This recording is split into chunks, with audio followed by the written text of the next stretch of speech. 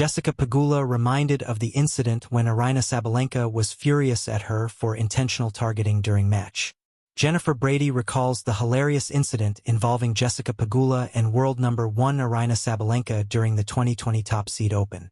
Jennifer Brady recently shared a hilarious situation she faced with world number 1 Aryna Sabalenka during a doubles match in 2020 against close friend Jessica Pegula, who had paired with Magda Linette, highlighting Sabalenka's fury toward Pegula.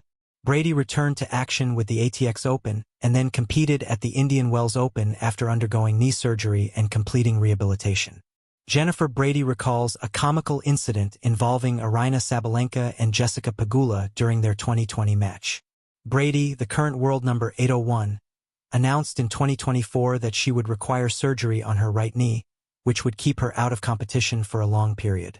After more than 2 years, she returned to the qualifying draw of the Australian Open with her protected ranking, but a week before, she changed her plans and didn't participate, after which, she entered the competition with the ATX Open, where she lost the qualifying round to Elizabeth Mondulik, and at the BNP Paribas Open, she lost the round of 128 to Antonia Ruzic. During the recent podcast episode of The Players Box, which Brady hosts with Pegula, Madison Keys, and Desiree Crouchick, she recalled a humorous situation involving the newly engaged Sabalenka and Pegula. Brady shared the story as Pegula asked whether they had encountered any awkward situations with their doubles partner in the past, to which Brady expressed that during the 2020 Top Seed Open at Lexington, US, when she was paired with Sabalenka, Pegula kept directing the ball towards the Belarusian star, who, after facing the situation again and again, vented her fury jokingly at Pegula. Brady added, "I don't remember who won or what the score was, but there was like a stint of maybe 3 or 4 games where I hit a return and then Jess went to poach and pegged Aryna, and then, again maybe like a couple games later I was in a cross-court rally, and again Jess, or I went down the line or something and hit it at Jess at the net and she pegged Aryna. After that second or third time, as soon as the ball hit her, she turned around to Jess at the net and was like F********, you. To which Pegula replied, lightheartedly, "I very much remember this story," after which Brady continued, "It was so funny because it was like as soon as she was getting hit with the ball, it was like RF******, you.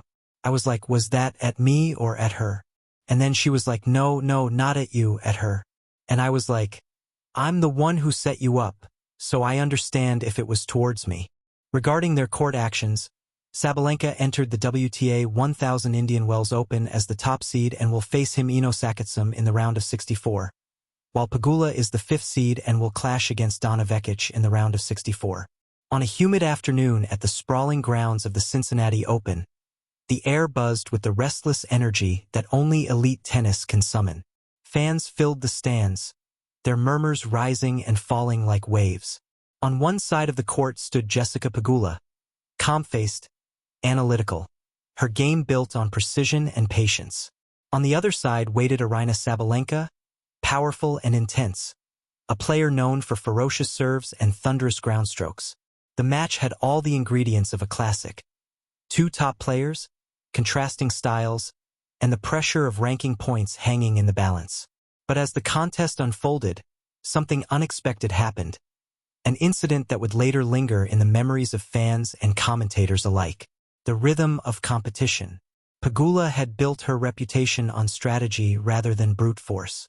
She was the kind of player who studied patterns the way a chess master studies openings.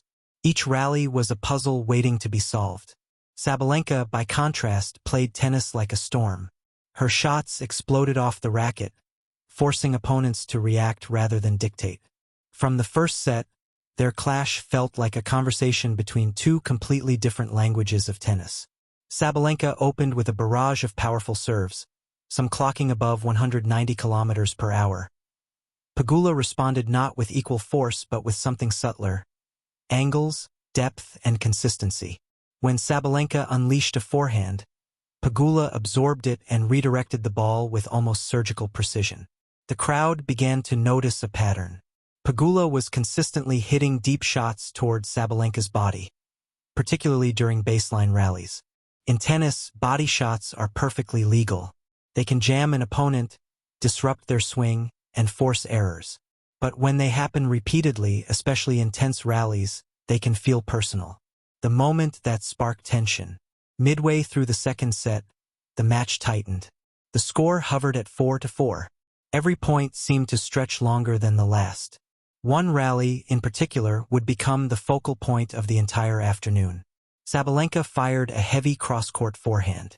Pegula sprinted to her left and managed to redirect the ball sharply back toward the middle of the court. The ball drove straight toward Sabalenka's torso. Sabalenka reacted late, blocking the ball awkwardly. The return floated short. Pegula stepped forward and finished the point. The crowd applauded. But Sabalenka didn't. She stood still for a moment, staring across the net. Then she raised her arms slightly, a gesture that mixed frustration with disbelief. Another rally followed soon after. Once again, Pegula sent a ball straight towards Sabalenka's body during a fast exchange near the baseline. Sabalenka missed the shot. This time she said something across the net. Though the microphones couldn't fully capture the words, the tone was unmistakable. She believed Pegula was targeting her intentionally. A flash of emotion. Sabalenka was never a player who hid her emotions. Her intensity had always been part of her identity on the court. After the next changeover, cameras caught her speaking to the umpire. She gestured with her racket toward the center of the court, clearly explaining something. Many spectators guessed what it was about. Targeting an opponent's body, especially repeatedly, can feel like a form of psychological warfare. While legal, it sometimes pushes the boundaries of sportsmanship in the eyes of players. Pegula, however, remained composed. When she returned to the baseline, her expression revealed little. She bounced the ball calmly before serving, as if the conversation had nothing to do with her. For Pegula, the strategy was simple. Hit where the opponent struggles to respond. And Sabalenka's aggressive swings sometimes left her vulnerable to body shots.